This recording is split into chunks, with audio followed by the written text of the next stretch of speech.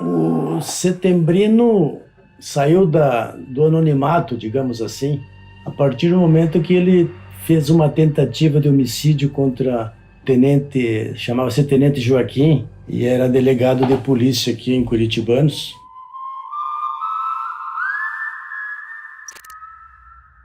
Eu fiz um programa lá na Boca do Povo, na RBA TV, sobre a história do Setembrino, em função do lançamento do livro do nosso estimado escritor. Colocando o Rio do Sul e o Alto Vale no cenário de Santa Catarina. Palmas para o nosso convidado, escritor Vanderlei Salvador. E é com ele que vamos conversar sobre o livro Setembrino, o Rei do Gatilho.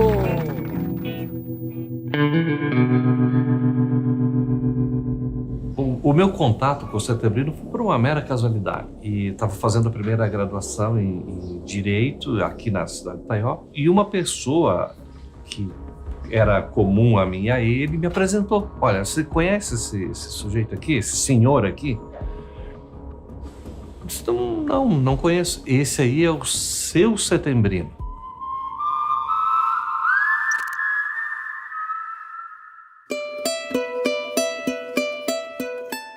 Bom, eu nasci num lugar chamado Lagoinha, que é no interior do município de Curitibanos. E tinha um rio que dividia o terreno do meu avô com a região chamada Butiá. E o Setembrino e a família dele eram originários daquela região.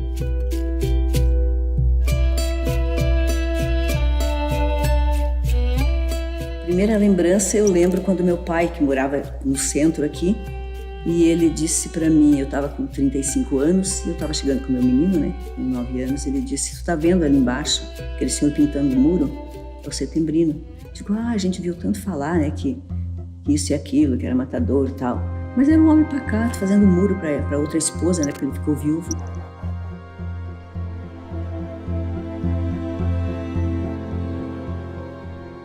Conheci então ele nessa oportunidade, pelos idos de 64, ele foi a júri, contratou um advogado de Mafra, excelente profissional,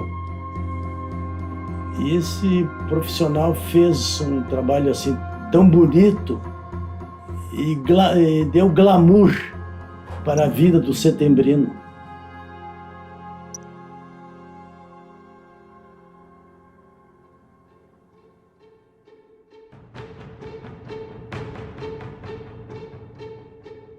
Quando eu conheci o Setembrino, eu era muito criança. E eu tive uma relação de amizade com um primo dele. E era uma pessoa muito boa, gostava de conversar com as crianças, com a piazada. Aí eu já tinha, certo, uns 11, 12 anos. Mas eu estava no fórum ali na entrada, então eu trabalhava na recepção ali. Não tinha ninguém, era tipo 14 horas da tarde. Chegou aquele senhor alto, magro, esbelto, assim, né, com todo de preto, de óculos escuros, porque eu acho que, se não me engano, ele não tinha mais um olho, né? Ele chegou e disse para mim, moça, eu quero ver uma pendenga aí com você. Daí eu disse, o que o senhor deseja? Daí ele disse, eu quero ver essa pendenga, ver se eu tenho alguma coisa errada aqui, porque eu estou morando no Rio do Sul. Daí eu fui pro computador e quando fui pedir pelo nome dele, a minha mente, opa, viveu. Eu disse, o senhor não é o seu Setembrino? Daí ele, sim, pelo. Daí eu vi, não tinha nada de antecedentes criminais que fizesse algo para ele. Daí eu disse, tá tudo limpinho para o senhor. Eu disse, beleza, porque eu tenho que fazer algo em Rio do Sul.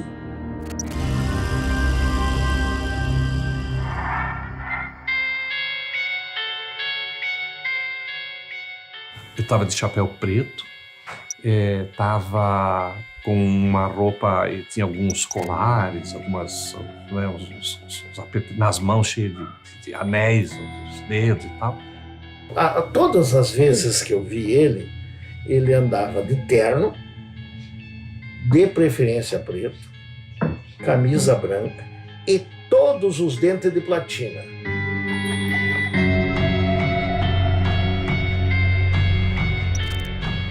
Andava sempre com tipo um caderninho embaixo do braço, que para nós, Alice, eu lembro que eles falavam que eram as contas que ele tinha que cobrar, porque ele virou um cobrador, né? Aí o Setembrino tirava do bolsinho, do paletó ou da pasta, um cartãozinho de visita. O cartãozinho tá aqui, ó. Setembrino Alves dos Santos. Cobranças sem fronteiras. Olha só. Cobranças sem fronteiras. E o desenho com o telefone dele, endereço, ó. Centro de Rio do Sul. Próximo, ele colocava aqui. Próximo ao batalhão da Polícia Militar.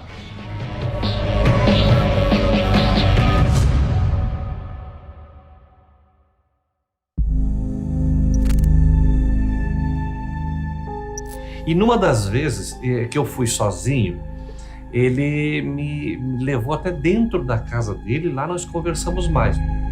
Uma casa com as janelas de madeira, né? Umas cortinas assim, bastante... que fechava muito a casa, dava uma escuridão naquela sala. Eu olhei por baixo da porta, uma porta de madeira, na casa também, um piso de tábua.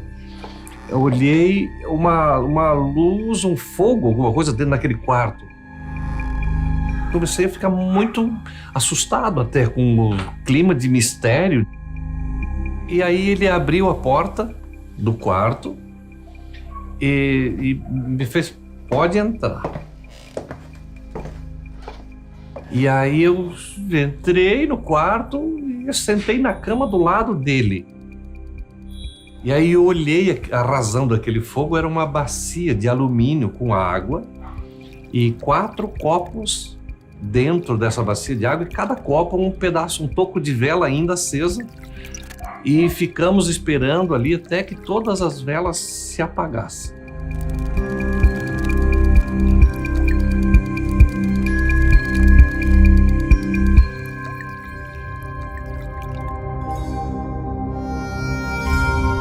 Como eu digo, é até curioso como se atribuiu para ele a fama de rei do gatilho. Teve uma época que falavam que ele tinha um revólver de ouro.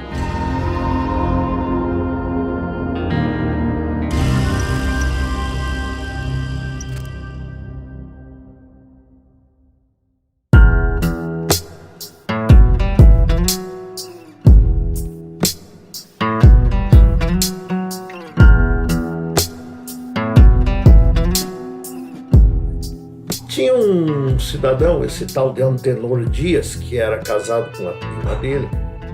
Esse homem era pistoleiro. Esse homem não era... Em Curitibanos ninguém gostava dele.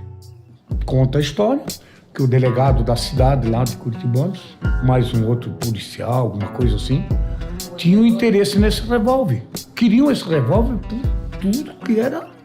E eles tomaram o revólver do Setembrino e devolveram o Antenor.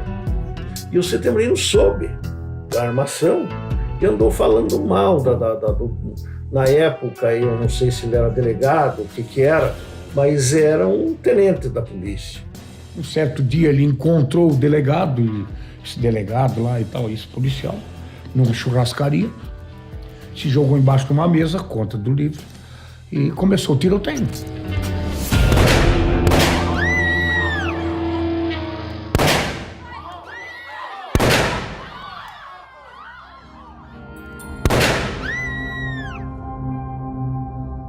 Ele deu 5 tiros no Tenente Joaquim. E isso ele me disse. Daí eu estou falando o que eu ouvi dele. Ele me disse, eu não terminei de matar porque pensei que estava morto. Porque para mim dar mais 5 tiros nele, eu dava.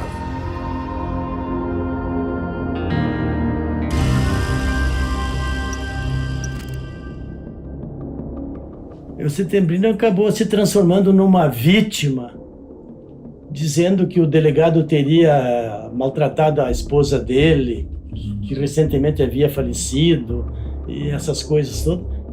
É um álibi fajuto, mas que pega, né? O que pegou.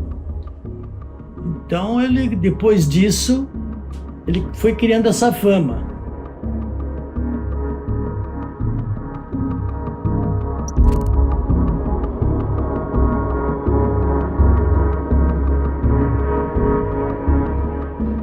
E o Setembrino entrou 3 vezes em júri e foi absolvido as 3. E tinha como advogado o melhor advogado do estado de Santa Catarina e mais caro.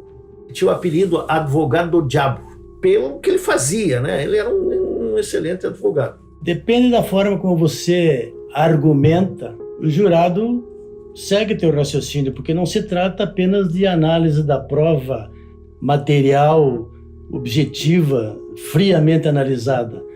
Entra uma série de fatores, como fatores emocionais, aspectos filosóficos do cotidiano, da vida em si.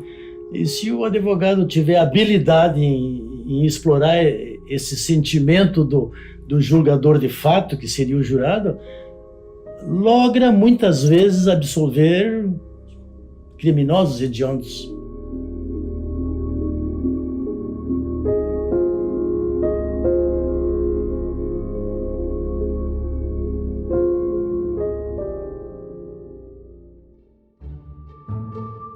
Mas quem pagou esse advogado? A comunidade que tinha ele como uma pessoa boa. Se cotizou e pagaram o advogado. E aí faltava um tenor, né?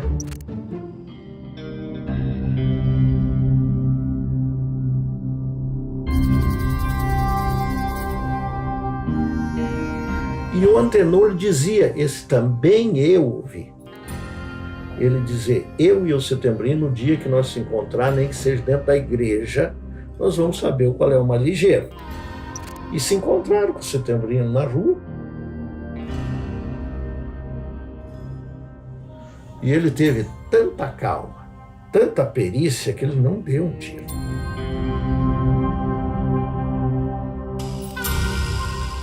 Só quando ele conseguiu enxergar a cabeça do antenor, ele atirou no vidro. Parece o destino, assim, ele às vezes faz alguma coisa. Tinha umas lixeiras grandes, alta. O antenor caiu de bruço do lado da lixeira. E na lixeira estava escrito, colabore com a limpeza pública.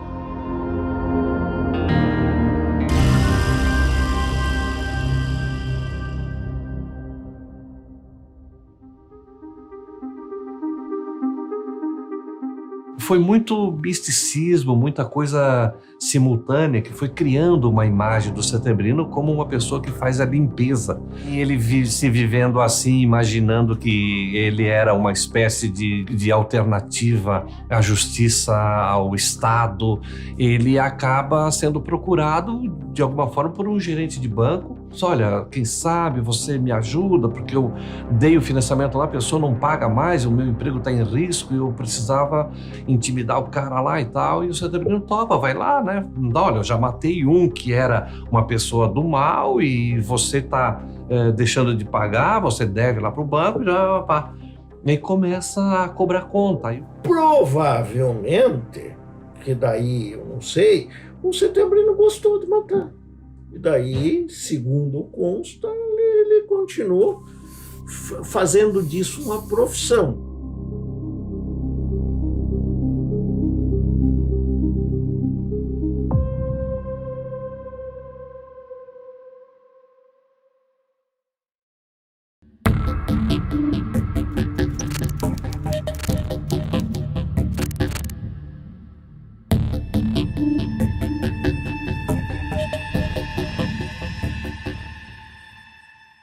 Eu não devia dizer isso, mas vou dizer. Eu acho que na época tinha um juiz aqui que acabou dando guarida para o Setembrino. E isso estimulou o Setembrino a avançar no crime, se julgando protegido pela justiça.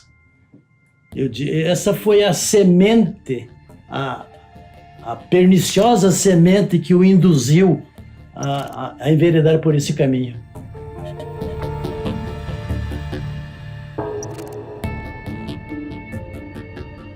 Dali em diante, desse início conturbado da vida do Setembrino, que era um motivo muito forte para vingança, ele acabou tomando um rumo desenfreado da vida dele. Porque daí o Setembrino começou a ser um cara muito perseguido também. Então o criminoso sempre conta de forma romanceada a atitude deles todos eles sendo vítimas. Se você perguntar para qualquer homicídio por que cometeu aquele fato, ele sempre vai contar seus direitos, suas razões, que foi ofendido, que foi perseguido. O Setembrino era campeão disso. Me ouvindo dá a impressão de que eu tenho alguma coisa pessoal, absolutamente nada de pessoal. Mas é que eu conheço a verdade dos fatos. E conta a história, né? Muitas coisas ele tinha razão, muitas coisas ele não tinha razão. E as que ele não tinha razão, ele cumpriu, pagou pena. A sua parte ele fez, o judiciário o condenou e ele cumpriu. Mas quem perdeu a vida não volta mais. Agora, vamos voltar um pouquinho, né? Se fosse comigo, matar minha esposa grávida, qual seria a minha reação? Não sei se eu teria coragem de tirar a vida de alguém, acho que não. Mas você não sabe, você tem que passar pelo momento para saber como é que você vai lidar com isso.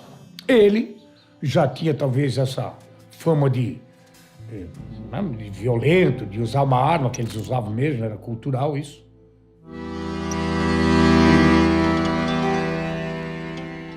A cultura é o seguinte, a estrada de ferro, o término da estrada de ferro que passa no oeste catarinense, ela foi feita entre 1907 a 1910. Vieram para cá 12 mil pessoas. A maioria pega das penitenciárias, das cadeias. Eles prometiam, você vai lá trabalhar, você tem indulto da tua pena e recebe fruto do teu trabalho. E quando deu a Guerra do Contestado, o que não morreu, que foi um dos pivôs, foi essa gente. Porque eles não pagaram esse pessoal e não levaram de volta. E isso ficaram a mando dos coronéis, a serviço dos coronéis. E o que os coronéis faziam? Os coronéis mandavam matar os desafetos.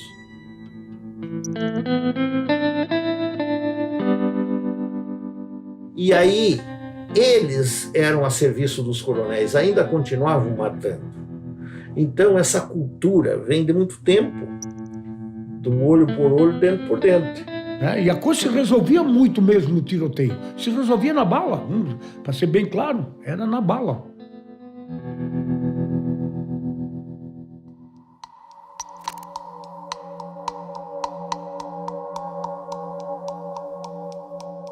Se você observar ao longo da história, está cheio de bandidos que a fama acabou os transformando em heróis. E o Setembrino gostou desta fama porque era um coitado,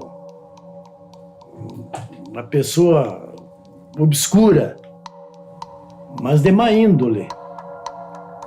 E em função daquele júri, ele passou a ser o principal artista do teatro, porque o júri tem muito de teatral, né?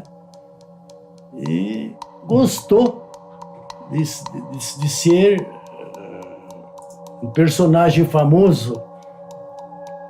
E talvez, presunção minha, talvez ele, em decorrência disso, criou gosto pelo crime.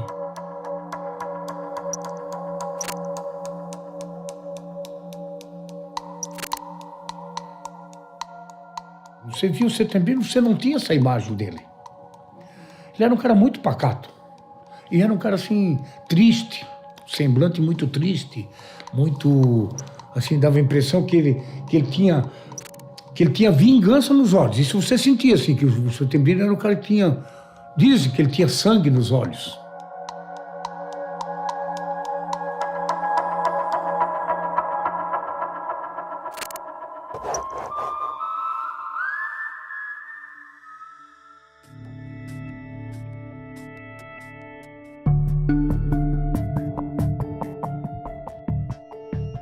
O que é interessante observar para mim é estudar esse fenômeno quando ele deixa de ser uma pessoa que foi buscar a justiça, ele foi prejudicado, ele se sentiu vítima e depois ele se envolve em alguns episódios com o delegado, depois com o primo dele, que é o Antenor, E no conflito com o Antenor, quando ele acaba matando o Antenor, aquele episódio tem todo um significado, um simbolismo para aquela região, talvez para a época em que que esses fatos tenham ocorrido. Havia ali uma pessoa que estava fazendo o mal para a sociedade, ele relata dessa forma, e essa pessoa foi morta pelo Setembrino, que era o primo dele. Por isso, ele acabou dando uma satisfação para a sociedade, para a comunidade regional ali. E ao matar o primo numa legítima defesa, que depois o júri lhe deixa livre por 7-0, é uma vitória extraordinária.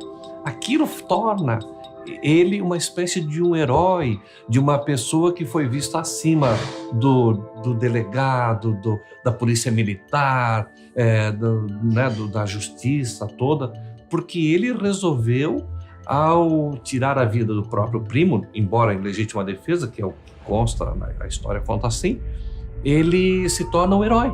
E ao passar na cidade, ele é reconhecido como. O Setembrino era uma pessoa obscura, um criminoso nato, e cometeu alguns crimes de forma bem traiçoeiras. Não tem nada de heroísmo nisso.